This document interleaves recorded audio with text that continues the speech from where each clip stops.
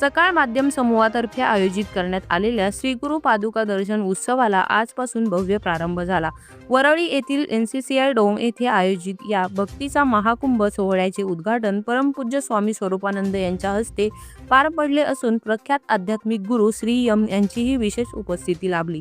या उत्सवासाठी राज्यभरातून मोठ्या संख्येने भाविकांनी नोंदणी केली असून भक्तिमय वातावरणात टाळ मृदंगाच्या गजरात संत आणि सद्गुरांच्या पादुका वरळीत दाखल झाल्या। एकाच छताखाली विविध संतांच्या 21 पादुकांचे दर्शन घेण्याची दुर्मिळ संधी भाविकांना उपलब्ध झाली आहे। सोहळ्यासाठी प्रत्येक पादुकांसाठी आकर्षक मंदिरे उभारण्यात आली असून विविध धार्मिक आणि सांस्कृतिक कार्यक्रमांचे आयोजन करण्यात आले आहे। श्री क्षेत्र नेवासा येथील संत श्री ज्ञानेश्वर माऊली यांच्या पादुकाही या सोहळ्यात विशेष आकर्षण ठरत आहेत। संत ज्ञानेश्वर महाराज मंदिर संस्थांच्या वतीने या पादुका मोठ्या भक्तिभावाने मुंबईत आणण्यात आल्या।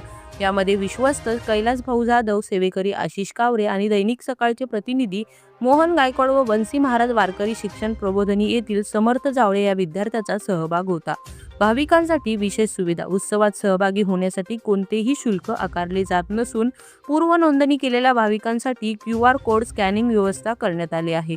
तसेच पादत्राणांसाठी स्वतंत्र कक्ष, पिण्याच्या पाण्याची सोय, ज्येष्ठ नागरिक व दिव्यांगांसाठी व्हीलचेअर सुविधा तसेच दर्शनासाठी मार्गदर्शन करण्यासाठी गुरुसेवकांची नियुक्ती करण्यात आली आहे।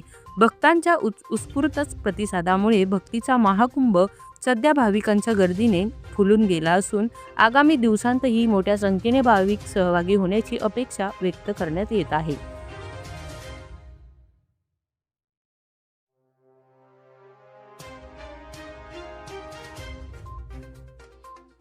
अशाच नवनवीन व्हिडिओजच्या अपडेटसाठी आम्ही नेवास्कर न्यूजला सबस्क्राईब करून बेल आयकॉन दाबायला विसरू नका।